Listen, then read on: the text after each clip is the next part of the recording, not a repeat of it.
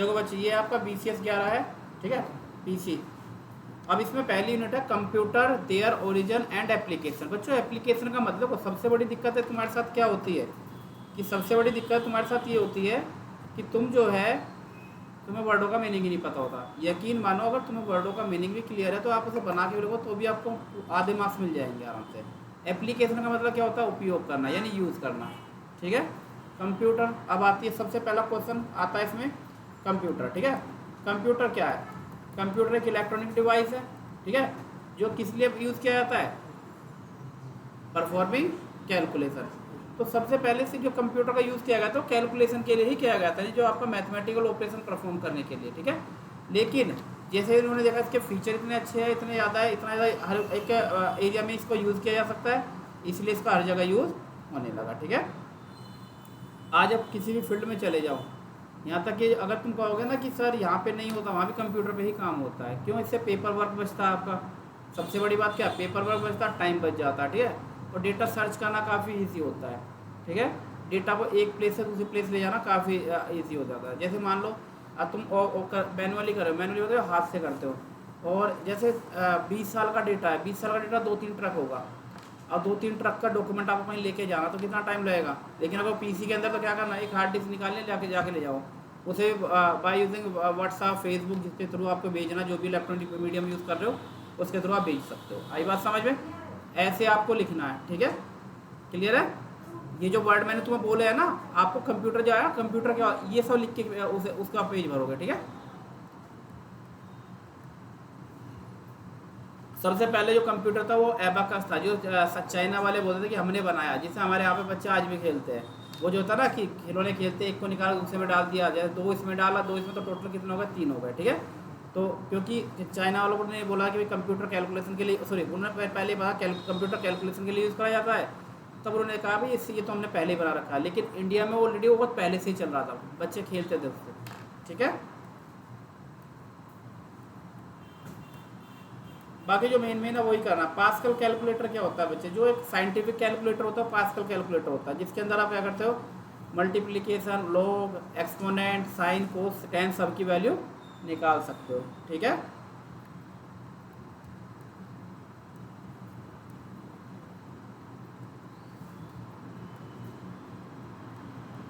बाकी आपके जो कैलकुलेटर, जो आपके जो मॉडर्न इलेक्ट्रॉनिक कैलकुलेटर जो हमारे आजकल दुकानों पे रखे रहते हैं, शॉप पे, दुकानों पे देखते हो ना, जिससे हिसाब जोड़ा जाता है, वो आपका मॉडर्न इलेक्ट्रॉनिक कैलकुलेटर आपका, ठीक है। इस यूनिट का सबसे इम्पोर्टेंट टॉपिक कंप्यूटर जनरेशन। बच्चे जब आप लैपटॉप लेने जाते हो तो वहाँ पे क्या होता है कि जनरेशन के बारे में बात की जाती है। किसके बारे में, जनरेशन, 11 जनरेशन, 10 जनरेशन। अगर आप जाओगे, एक लैपटॉप आपका जो 13 जनरेशन का आ रहा है, 12 जनरेशन का आ रहा है, वो आपका 65,000 का है, 65,000। आप जो है उसका 8th जनरेशन ले लो, वो आपको 40-45 हज़ार में मिल जाएगा। क्या डिफरेंस आता है, ज़्यादा डिफरेंस कुछ नहीं होता, थोड़ी स्पीड स्लो हो जाएगी। तुम्हें कौन सा इतनी फास्ट कैलकुलेशन करनी है, तुम तो स्टार्टिंग में स्लो कैलकुलेशन करनी है ना, ठीक है। तो बेटर है कि आप थोड़ा कम जनरेशन करके प्राइस को डाउन करवा लो। वारंटी सर्विस सेंटर से होनी चाहिए, वारंटी की भी 100% होनी चाहिए, क्लियर है। तो यही होता है जनरेशन, क्या अपडेट हो जाता है, तो कुछ ना कुछ फीचर अपडेट होगा उसके अंदर, ठीक है। तो जो कंप्यूटर जब से बने हैं अब तक, ये 5 जनरेशन के अंदर डिवाइड है। पहला आपका फर्स्ट जनरेशन कंप्यूटर जो आपका 1940 से लेकर 1956 तक हुआ था, ठीक है। ईयर आपको याद है तो ठीक है, नहीं तो पता होना चाहिए। देखो फर्स्ट जनरेशन कंप्यूटर में क्या होता था, कंप्यूटर कमरे के जितने होते थे, जैसे जितना हमारा कमरा इतना बड़ा कंप्यूटर होता था। कंप्यूटर को चलाना ही एक बड़ा खेल होता था। जो वैक्यूम ट्यूब होता था वो इतना ज़्यादा हीट जनरेट करता था, एक आदमी तो बाल्टी लेके या कूलर लगा के उसके पास से वो पानी डालने के लिए चाहिए होता है, ठंडा रहे वो, ठीक है। तो फर्स्ट जनरेशन कंप्यूटर में क्या हुआ था, क्या यूज़ किया गया था, वैक्यूम ट्यूब। अब बात आएगा एडवांटेज। एडवांटेज क्या था इसका, एडवांटेज क्या, कैलकुलेशन फास्ट हो जाती थी, ठीक है। और दूसरा एडवांटेज बताओ, कैलकुलेशन फास्ट होती थी, टाइम बचता था बंदों का, ठीक है। और डिसएडवांटेज क्या था, कॉम्प्लेक्स होता था, साइज बड़ा होता था, स्टोरेज कैपेसिटी कम होती थी। आई बात समझ में। फिर आया आपका सेकंड जनरेशन कंप्यूटर। अब सेकंड जनरेशन कंप्यूटर में क्या हुआ था कि इसमें आपको जो यूज़ किया गया था वो क्या यूज़ किया था, ट्रांजिस्टर। क्या क्या आया था, ट्रांजिस्टर। इससे क्या हुआ कि सर्किट इसका क्या हुआ, छोटा हो गया, यानी कि क्या हुआ, स्टोरेज कैपेसिटी इसकी बढ़ गई। और इसकी जो ईयर है 1956 से लेकर 1963 तक है। क्लियर है। बाकी एग्जाम्पल को लिखना तो लिखो, नहीं कोई बात नहीं है। थर्ड जनरेशन कंप्यूटर में क्या था, आईसी यूज किया। आईसी का फुल फॉर्म क्या था, इंटीग्रेटेड सर्किट होता है। एक्चुअली आईसी क्या होता है, कलेक्शन ऑफ ट्रांजिस्टर होता है, कह सकते हैं हम। ठीक है। इससे क्या हुआ, साइज और ज़्यादा छोटा हो गया और स्टोरेज कैपेसिटी क्या हुई, बढ़ गई। फिर आपका fourth generation computer. Fourth generation computer क्या था आपका, क्या यूज़ किया गया था इसमें, VLSI। इसको वेरी लार्ज इंटीग्रेटेड सर्किट बोल दो, या आप इसका letter very large integrated circuit बोल लो, वो आपके ऊपर डिपेंड करता है। ये क्या, जो आजकल के कंप्यूटर है तो वो इसी टेक्नोलॉजी का होता है। इसके अंदर क्या होता है, सिलिकॉन चिप होती है। ठीक है। जो आपका जब प्रोसेसर होता है उसके अंदर क्या लगी होती है, आईसी लगी होती है, कलेक्शन ऑफ आईसी होता है। 64 बिट का, 32 बिट का, वो क्या होता है, डिपेंड करता है। जो 32 बिट होता है उसमें डेटा ट्रांसफर रेट ज़्यादा हाई रहता है, और 64 बिट डेटा ट्रांसफर रेट काफ़ी लो होता है कंपेयर टू 64। इसका भी क्या होगा, स्पीड आपकी हाई होगी, स्टोरेज कैपेसिटी डिक्रीज होगी, साइज आपका क्या होगा, डिक्रीज हो जाएगा, और आपका डिसएडवांटेज का कॉस्ट इसकी हाई होगी। ठीक है। अब आपका फिफ्थ जनरेशन, ये आपका बिल्कुल लेटेस्ट होता है, जो आपका एआई में यूज़ किया जाता है। यहाँ पे यूएलएसआई यूज़ किया जाता है, जिसको अल्ट्रा लार्ज इंटीग्रेटेड सर्किट बोल सकते हैं। जो कहते हैं ना एलेक्सा ओपन द डोर, तो वो इसी के अंदर आता है। आई बात समझिए। ये आपके कंप्यूटर की 5 जनरेशन है। ठीक है। अब आपका कंप्यूटर सिस्टम ऑलरेडी बताया। कंप्यूटर क्या होता है आपका, कंप्यूटर सिस्टम क्या होता है, set of electronic component, set of electronic component for execute mathematically operation. इसके अंदर कंपोनेंट, अब बात कंपोनेंट की आई है। कंपोनेंट में क्या होगा, वैसे में कंप्यूटर में क्या आता है, इनपुट, आउटपुट, मेमोरी और ALU। प्रोसेसर ALU बात एक ही है। ठीक है।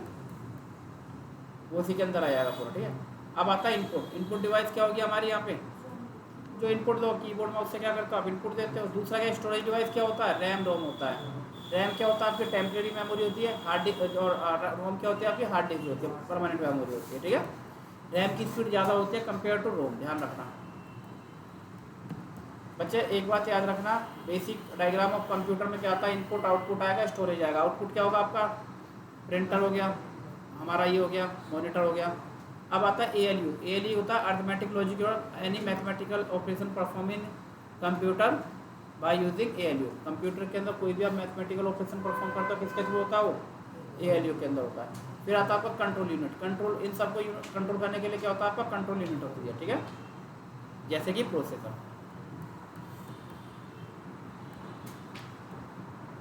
ठीक है। मैंने आपको ऐसे समझा दिया, इसमें ये सब लिखा हुआ है, ALU लिखा है, ALU क्या होता है, कंट्रोल यूनिट क्या होती है। ठीक है।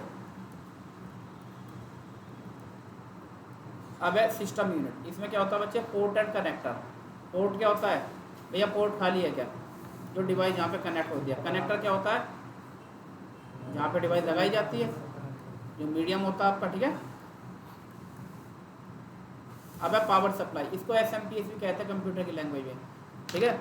SMPS क्या करता है, ये आपका कंप्यूटर के हर एक पार्ट, यानी कि मदरबोर्ड में क्या करता है, पावर को सप्लाई करता है। अगर बेटा आपके सिस्टम का SMPS खराब हो जाए तो मदरबोर्ड फूक जाता है। मदरबोर्ड फूकने का मतलब जानते हो क्या है, कि पूरा मेन सर्किट चला गया आपका। ठीक है। अब है von Neumann architecture, very very most important है। बिल्कुल जो आपका कंपोनेंट कंप्यूटर बिल्कुल वही होता है, आप उसको एक्सप्लेन कर दो। ठीक है। बस इसका थोड़ा डायग्राम का ध्यान रखना। ठीक है। Memory, control, ALU, input output. ठीक है। Classification of computer. अब माइक्रो कंप्यूटर क्या होता है, ये 1971 के आसपास आपको पता था। ये बहुत ही छोटे कंप्यूटर होते थे। ठीक है। स्टोरेज कैपेसिटी में काफ़ी कम होती थी। फिर आया इसका mini computer. Mini computer compare to micro computer थोड़े लार्ज होते थे, जो आजकल हम यूज़ करते हैं, इतना साइज होता था आपका। ठीक है। फिर आया आपका मीडियम साइज कंप्यूटर, ना ये बड़े होते थे ना ये छोटे होते थे। ठीक है। फिर आपका है लार्ज कंप्यूटर। लार्ज कंप्यूटर क्या था, काफ़ी बड़े बड़े कंप्यूटर होते थे, जो आपका जो है कह सकते हैं हम कि जैसे हम 4 बंदे कंप्यूटर, एक कंप्यूटर लगा रहे हैं, स्क्रीन लगा दिया, आप उस पर काम कर रहे हैं। ठीक है। फिर आता मेन फ्रेम कंप्यूटर, एक लैब के अंदर या फिर आप एक लाइब्रेरी के अंदर एक कंप्यूटर जिसका सबका एक्सेस होता है उसे बोलते हैं मेन फ्रेम कंप्यूटर, ठीक है। फिर आता आपका सबसे लास्ट में सुपर कंप्यूटर, सबसे लेटेस्ट टेक्नोलॉजी, सबसे सुपर फास्ट कैलकुलेशन होती है। जो आपकी सबमरीन होती है, जो आपके रॉकेट होते हैं, जो आपके फाइटर जेट होते हैं, इन सब में क्या होता है, एक सुपर कंप्यूटर होता है, ठीक है। सुपर कंप्यूटर का इन्वायरमेंट में कोई इफेक्ट नहीं पड़ता, क्लियर। अब है classification by technology. Analogue computer कौन से होता है, जिसमें एनालॉग सिग्नल यूज़ किया जाता है। एनालॉग सिग्नल आपका वेव की फॉर्म में किया जाता है, क्या जो जैसे वेव बनता है ना, एक बार अप एक बार हाई। फिर आता है आपका digital signal, digital computer. Digital computer कौन से होते हैं, जो डिजिटल सिग्नल यूज़ करते हैं, ठीक है। जब मैं जीरो या बना है तो हाई होगा लो होगा। और हाँ, आज की जो मॉडर्न कंप्यूटर वो डिजिटल कंप्यूटर है, डिस्क्रीट सिग्नल यूज़ करते हैं, ठीक है। एनालॉग वाले हट चुके हैं। हाइब्रिड दोनों का मिक्सर होता है, इसमें दोनों कर सकते हैं, ठीक। आईसी होता है बेटा, इंटीग्रेटेड सर्किट होता है, इसमें कि सेमीकंडक्टर का बना होता है, कलेक्शन ऑफ ट्रांजिस्टर होता है, और डायोड ट्रायोड होता है, ठीक है। जो बच्चे ने 12th में पढ़ा डायोड ट्रायोड तो बात अलग है, नहीं तो मैं तुम्हें ऐसे बताया सेमीकंडक्टर क्या होता है, मतलब ये मेटल नॉन मेटल की धातु धातु दोनों की तरह बिहेव करता है, ठीक है, क्लियर है। इसलिए इसको यूज़ किया जाता है। इसमें क्या है, एक आपकी वो डायोड और ट्रायोड के ट्रांजिस्टर, डायोड और रजिस्टर लगे होते हैं, जिससे क्या करता है, डेटा को ये क्या करता है, अपने पास स्टोर करता है और सब पार्टों में पहुंचाता है, ठीक है।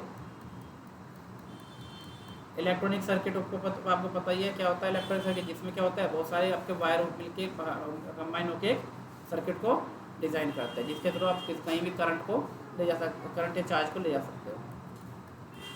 अब transistor versus vacuum tube. Transistor क्या आता है, ये काफ़ी मॉडर्न होता है, जबकि वैक्यूम ट्यूब का काफ़ी ओल्ड वर्जन यूज़ किया गया था, ठीक है। नमस्ते। ऑपरेटिंग सिस्टम क्या है, ऑपरेटिंग सिस्टम एक प्रोग्राम या सॉफ्टवेयर होता है जो कंप्यूटर यूज़र के बीच में इंटरफेस यानी कि रिलेशनशिप प्रोवाइड करता है, ठीक है। अब बच्चे एप्लीकेशन ऑफ कंप्यूटर, कहाँ कंप्यूटर यूज़ होता है, जहाँ आता वहाँ लिख दो। बैंकिंग में होता है, स्कूल में होता है, ट्रैफिक सिग्नल में होता है, लाइब्रेरी में होता है, स्पोर्ट्स में होता है, कॉलेज में होता है, सब जगह होता है, ठीक है, क्लियर है। अब एक क्वेश्चन मैं तुमसे पूछना चाहूँगा, पहले लिमिटेशन ऑफ कंप्यूटर क्या होता है। देखो बच्चे, कंप्यूटर एक मशीन है, ये ह्यूमन बीइंग की तरह थिंक नहीं कर सकता, नो इंटेलिजेंस, ठीक है, सेल्फ केयर, ठीक है, इमोशनलेस। सेल्फ केयर, अपनी केयर खुद नहीं कर सकता, इमोशनलेस मतलब अगर तुमने प्रोग्राम कर दिया रोबोट को इसके कोडिंग है तो तुम्हें मार दो, उसका कोई मतलब नहीं है, ठीक है। थिंकिंग, सेल्फ थिंकिंग नहीं करता। रिट्रीवल ऑफ मेमोरी, एक बार मेमोरी लॉस अपने आप रिकवर नहीं कर, जैसे होता है ना, कोई मनुष्य या कोई पीपल होता है वो कोमा में चला जाता है, वो दोबारा मेमोरी उसकी रिट्रीव हो जाती है। कंप्यूटर का एक बार ख़राब हो गया तो ख़राब हो गया, ठीक है बच्चों। ये आपकी पहली यूनिट थी।